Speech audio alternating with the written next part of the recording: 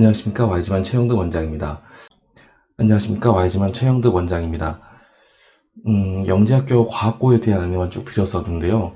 메일로 질문이 온 것들을 보니까 YG만 원장이라서 그런지 영재교육원 그리고 RN에 대해서 물어보신 분들이 상당히 많이 있었는데요. 그래서 이번에는 영재학급 교육청 영재교육원, 대학부설 영재교육원이 어떤 차이가 있는지 안내드리고, 앞으로 영재교육원에 들어가는 법이라던가 아니면은 자료를 찾는 법, 공부하는 방법 등을 안내드리도록 하겠습니다. 네, 영재교육기관들은 영재학교와 과학고, 그리고 오늘 안내드리는 영재교육원과 영재학급으로 구성이 되어 있습니다. 영재교육원 중에 교육청 같은 경우엔 서울처럼 강남 서초가 같이 지역 교육지원청을 가지고 있는 것도 있고요. 수원처럼 수원시교육청에서 영재교육원 운영하는 경우도 있습니다.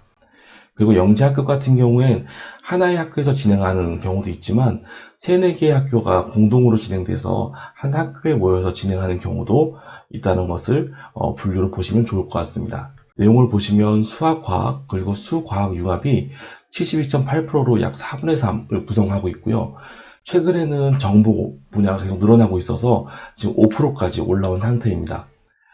정보 분야를 들어가실 때에는 내가 코딩을 잘 해야 되는지, C언어라던가 비주얼 베이직 이런 부분들을 잘 진행해야 되는지 고민하시는 분들이 많은데요. 실제로 초등부에서 정보를 들어갈 때에는 수학적인 규칙성 문제라던가 알고리즘, 그리고 예전 정보올림피아드 초급 문제 같은 경우가 나와 있습니다.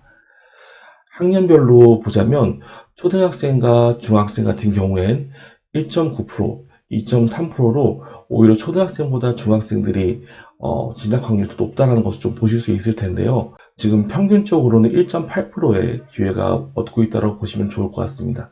10년 전과 같이 생각을 해보면 그 당시에는 1% 정도 영재교육원의 기회가 있었었는데 2배가량 늘어났다는 걸 보시게 되었고요.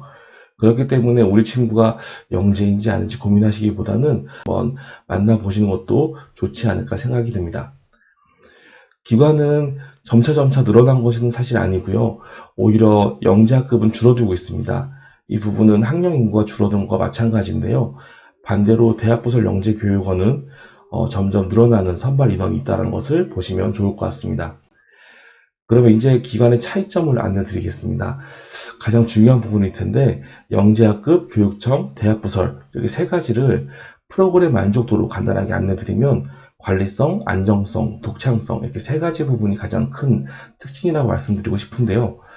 먼저 영재학급은 원활하게 아이들을 관리하면서 그 해당 학교 또는 그 주변에 있는 학교 학생들만 관리를 진행하기 때문에 아이들이 적응하는데 굉장히 유리하다고 보실 수가 있습니다. 그리고 교육청 같은 경우엔 가장 좋은 것이 안정성이라고 이야기 될 수 있겠는데요. 우리 친구들이 창의적이고 친구들과 정확한 커뮤니케이션 활동을 하는 것이라는 약간 영재교육원의 니즈에서 바라봤을 때 가장 기본적인 프로그램을 운영하고 있어서 참여하시는 모든 분들 만족도가 가장 좋은 곳이 아닐까 생각이 들어요. 3번째로 대학부설인데요. 대학부설은 독창성을 들었습니다. 프로그램들이 실제로 교육과정에서 만나볼 수 없는 새로운 신기술들을 안내받을 수 있고 다양한 인사들을 만날 수 있어서 이런 부분에서는 굉장히 좋지 않은가 생각이 듭니다. 그런데 이런 부분들과 같이 고려해야 될 게 2가지가 있는데요. 첫 번째로 거리입니다. 별로 중요하지 않겠다라고 생각하시지만 사실 1년 동안 아이들을 라이딩해야 되는 입장에서 영재학급처럼 가까운 곳에 보낼 것인지 대학부설처럼 먼 곳을 보낼 것인지를 생각해 보는 것은 꼭 필요한 고려사항이 아닐까 생각이 들고요. 2번째로 우리 아이가 들어가지 못하면 좋은 곳이 아닐 수 있잖아요. 그래서 영재학급, 교육청, 대학부설대가 선택할 때 어떠한 선발 방식으로 진행되고 있고 그리고 어떻게 공부를 해야 되는지도 고민할 필요가 있을 텐데요. 그런데 보시는 바와 같이 사실 선발 방법이 매우 다릅니다. 그 지역별로도 다르고요. 영재학급, 교육청, 대학부설도 다른데 간단하게 비율적으로 어느 항목들이 많은지를 가지고 설명을 드리겠습니다.